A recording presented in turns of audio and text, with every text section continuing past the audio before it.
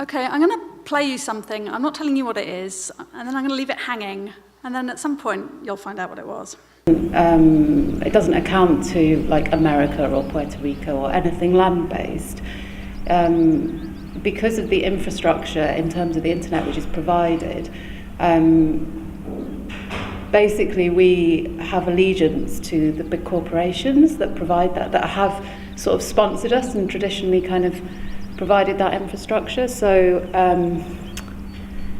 it's a kind of different kind of sovereignty, I suppose. Okay, and I understand you're responsible for the head of education, is that correct? Could you tell me what your role is? Well, when all the children come to school on their first day, they're chipped. So it actually removes all their kind of memory and, any experiences that they've had up until that age. And then, but we have been discussing the problems because there is one child that refuses, that we just have been unable to kind of, chip. So it's been quite difficult. Okay. The kids learn on their own.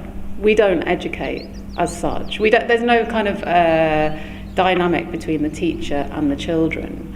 And they're very advanced. Actually, they understand networks and they're just able to learn a lot quicker, and we found that it's much more beneficial to allow them to do that amongst themselves rather than us try and kind of shape what is going on. And what they do is they enter into some of the rituals in society where they have the opportunity to vote on a daily basis, and also we've got a structure where they gain points from like their behaviour basically, and it's about their ability to kind of like coexist in a harmonious way with everybody else.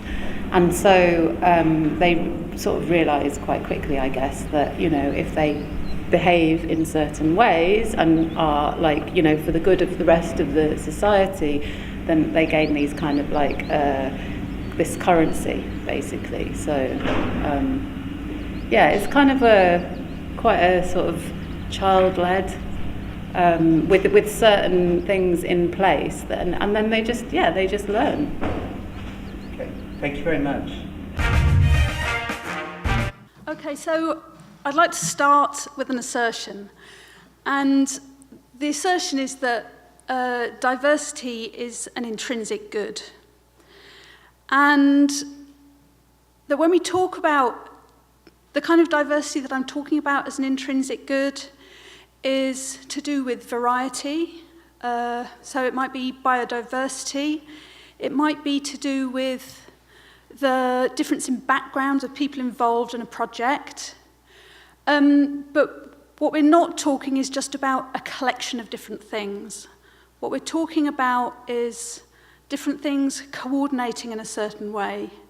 And we know that true diversity is happening when there is polyphony and harmony, and it gives a kind of complex expression. So it's a kind of, this belief is kind of running underneath everything else that I'm about to say. So, quick introduction to me. I'm Ruth Catlow. I'm an artist and co-founder of Furtherfield, which I founded back in '96 with another artist called Marc Garrett. We started as the web was getting going, and we very quickly understood, it changed the way we thought about art and what art meant. So art was no longer a kind of, it wasn't about producing objects, it was about understanding art as more of a kind of production of social relations, and we started platform building, and we made connections with artists, techies, and activists around the world who we built platforms with together. So before Facebook was a twinkle in the eye of Mark Zuckerberg. We, along with a whole load of other artists, were making these kind of social media platforms, and we understood that it was about context. This is where the interesting stuff happens in making work. We've run a gallery since 2004, and this is where our gallery is. This is a picture of our gallery now. So it's in a kind of gingerbread hutty style gallery, kind of building in the heart of Finsbury Park. So this is North London. There's 180 different languages spoken. It's a kind of super diverse area. We run a community lab space in the corner of the park where people can come and get their hands on stuff. And starting when we've been very influenced by the kind of cultures and methods and processes of free and open source software development. So understanding production as something which is best when it's shared, both knowledge production and cultural production. And so in the lab, we host a whole range of projects, some of them growing projects. We host a migrants and refugees project, and people often use this as a space for talking about things that are at the intersection of arts, technology, and social change, and looking at critical questions in arts and technology. And this, I think of this as the map, really. So we've seen what it looks like on the ground. And this graphic that we actually produced in 2006 for a project called Do It With Others, a kind of progression from the punk DIY spirit of make your own tools, build your own stage, make your own instruments, make a noise, that's culture. If you say it's culture, it's culture. But moving on to a more kind of collaborative process and seeing that these emerging networks and the tools that we were making together meant that this more collaborative and collective way of making culture was taking on a whole new kind of character. And so the DAOWO graphic is a spread of different categories of things.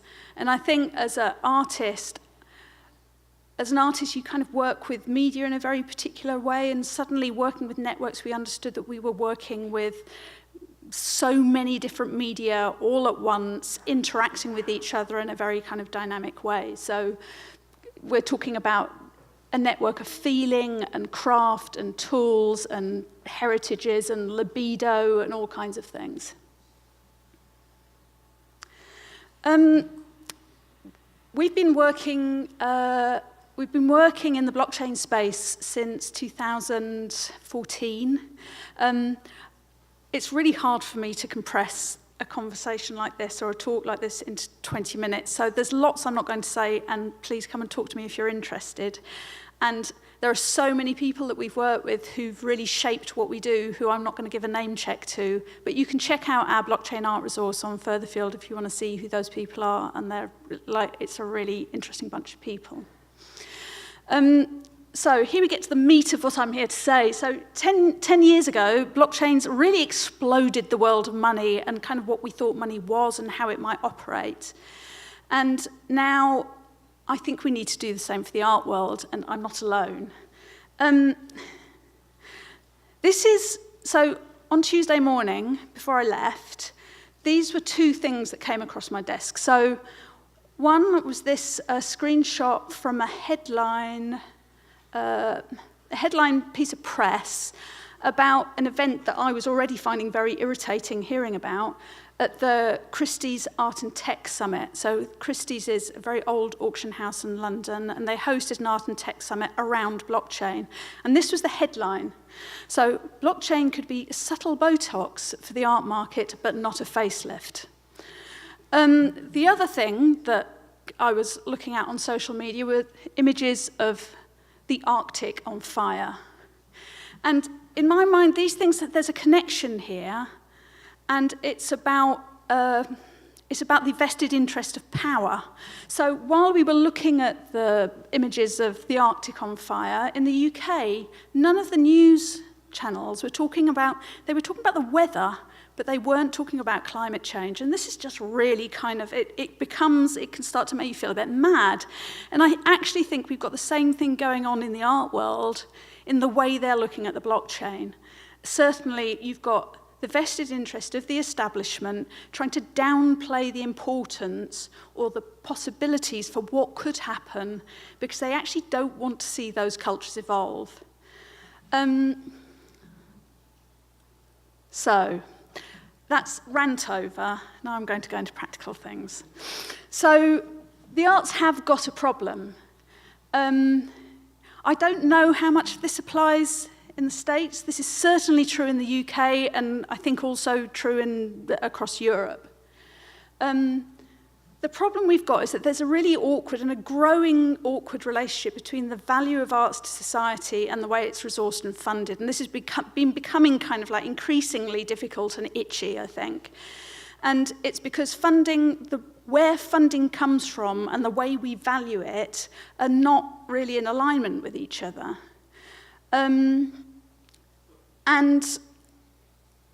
there's as part of this, so we're talking about the ecology of the arts and the ecology of the arts world. So the result of this is that there's a real growing inability of existing arts economies to support younger artists. So definitely in the UK, we're just seeing far fewer artists coming through and much less diversity in the kind of work they're doing.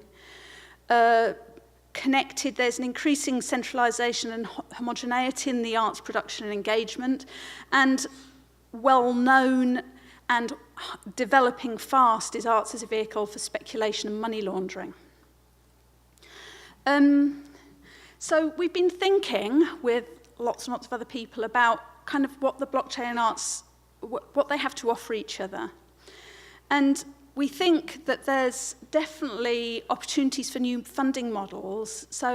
And where this becomes really interesting, and we're seeing this happening, is the renegotiation of the economic and social value of art, and seeing people thinking about these and not just taking the established relationship between those two things as given and rethinking these things.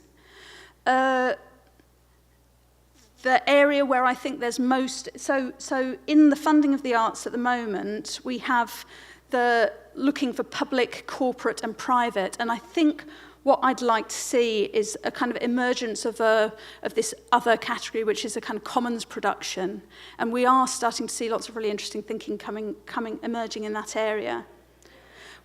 There's efficiencies, so lowering the cost for organising, and artists like to think about organising, as proven by the endless books of artist manifestos. Artists like to think about governance, how decisions get made, who makes them, and how resources are distributed. Also, just thinking together, artists, techies, and activists thinking together about new imaginaries for the future, very necessary, I think we'd probably all agree. There's some very pragmatic and interesting work going on in redefining authorship and kind of fractional progressive ownership and collection production. And I think what arts can bring to blockchain, which I think we've already seen like writ large today, is this kind of opening up the black box of the technology so that more people can understand what it does and how it might be interesting and in kind of more diverse interests. So this really helpful graphic was produced by Jess Holgrave of Codex Protocol last year. She has updated it, but I couldn't get my hands on it today. So this is kind of where the business of art has moved into the blockchain space, and it's really moved in hard and fast into areas of title, provenance. So all the areas around the financialization of art, which is probably going to be really good for collectors and investors. So this is art as a financial asset. I think it remains to be seen. Certainly at the moment, it remains to be seen how much this is actually going to trickle down to the artists. And just looking at this morning, you'll see at the top there's this kind of small little cluster about medium and subject matter, and that's the bit that we're kind of fascinated by as artists. But I do have a question about kind of how culture is perceived more kind of widely in this kind of set of things going on in the art and blockchain space. So this is our proposal. We're working something up. And our proposal is for a decentralized arts lab. So this is to build culture, something more interconnected for arts and the blockchain and the peer-to-peer web, we're seeing these things kind of emerging together, and they need to be part of a joint culture. And it'll have kind of these three main kind of areas of work. So one is community-based co-research, and I'm going to show you an example of what I mean by this. But this is, again, it's about context creation. So art is not just an object that then you push off out into the world and hope that it finds its market. It's about actually creating the context in which people create and appreciate and critique these things, and seeing this as a whole system. For new contexts and narratives. So this will be through workshops with very diverse partners using arts-led approaches. The second kind of area is new art forms and experiments at a protocological level. So in the early days of the web, artists did really kind of fascinating experiments with what networked technologies, how it enabled people to kind of feel differently in relation to each other and to understand how technology was really changing the world and changing our relationships with each other. So these are I think we're going to be seeing many new art forms and artists exploring hard technical and social questions in the blockchain, which I think is in turn very useful to the kind of engineering, the cultures of engineering. And this will be through arts commissions and residencies. And we've got a whole kind of set of questions that we already know are really hard, and artists like doing this stuff. And finally, we really want to come back to this question of what the kind of social opportunities for thinking in a more decentralized and distributed way. We want to test and build decentralized infrastructure and look at questions of fairness, participations, and commons. So this kind of question of shared ownership, how a community can make its own rules for managing resources that deplete and can be replenished. And there's so much great work done in this space already, and this, I think, will just be about joining up and building solidarity between really great work that's already going on.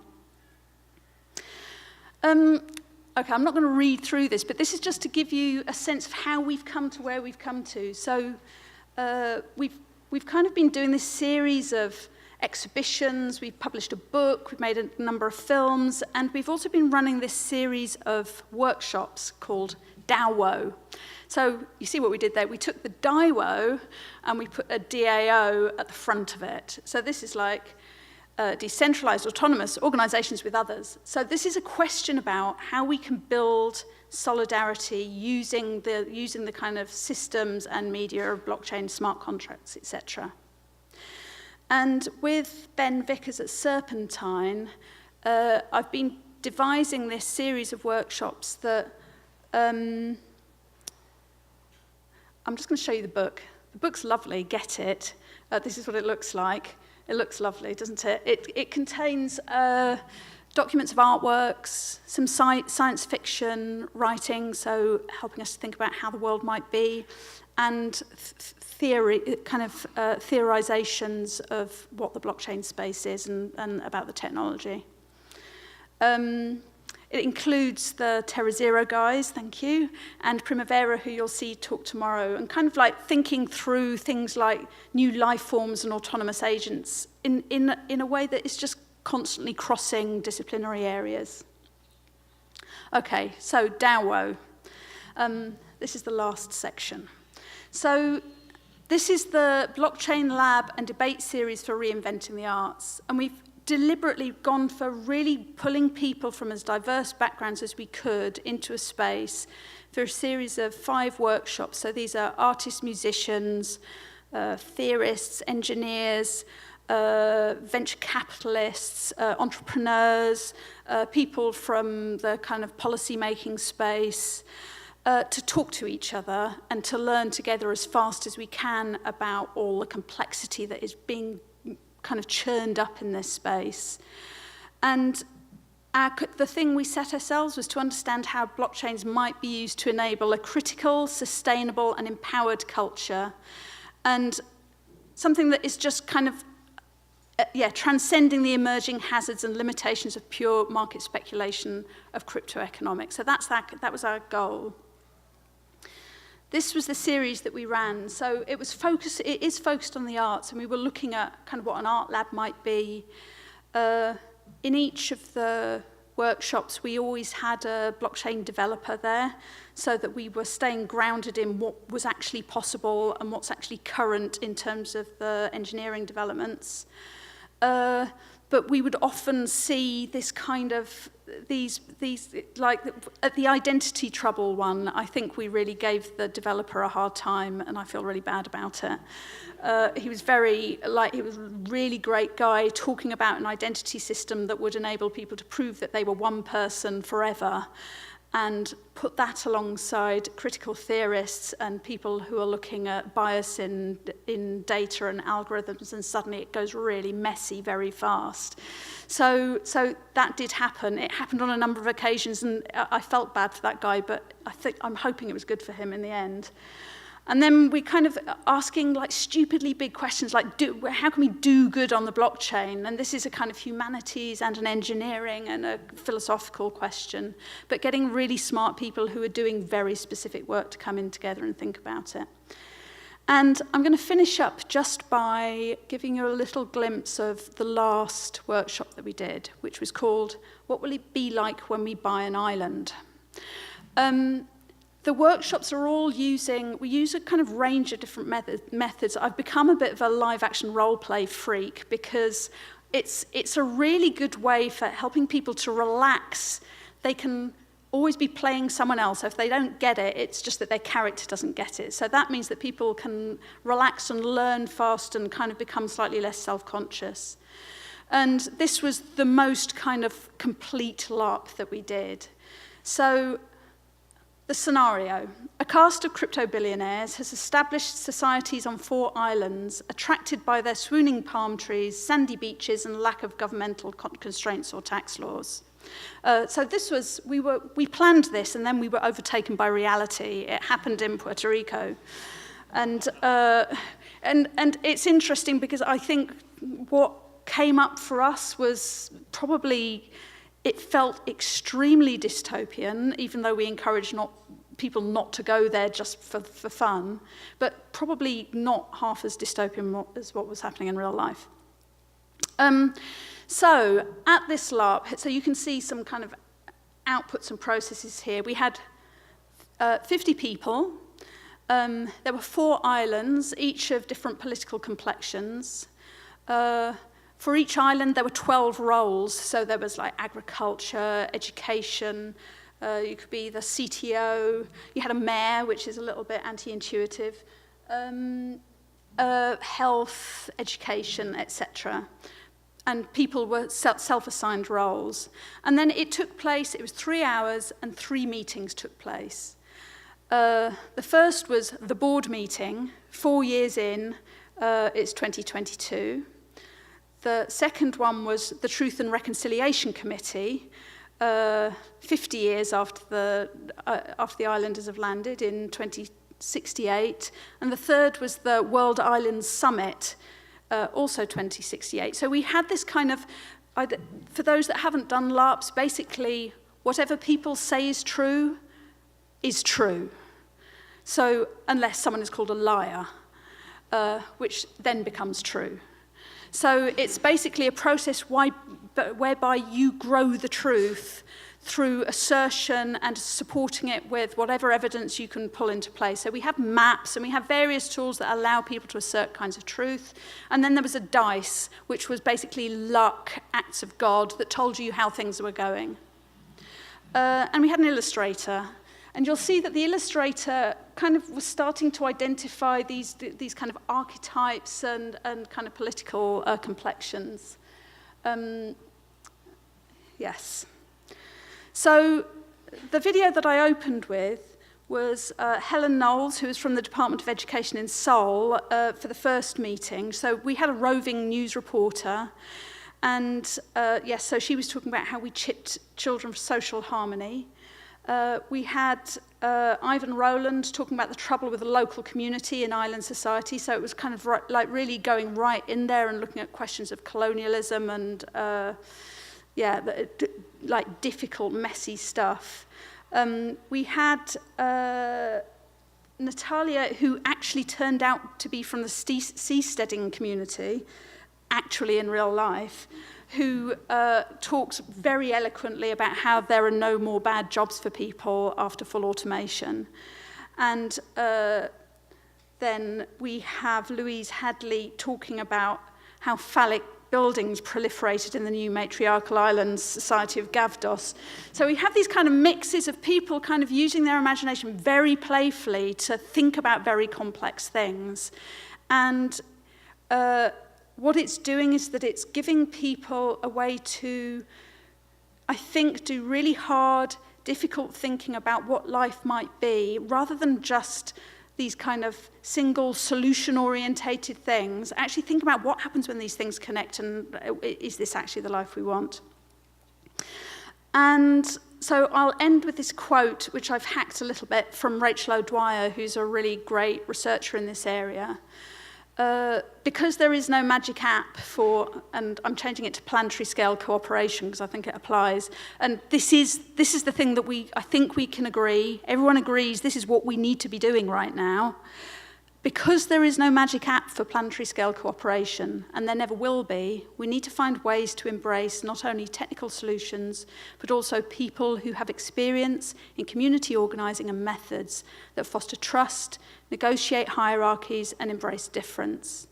And this, to me, is about connecting this kind of digital layer with what's going on the ground, with doing the kind of transnational, connecting that to the translocal, and really making sure that we're having communities feeding up into this kind of software development process. Yeah, the Decentralized Arts Lab needs you, so come and talk to me about if it feels interesting to you and you'd like to connect, and this is how you can do it. Thank you.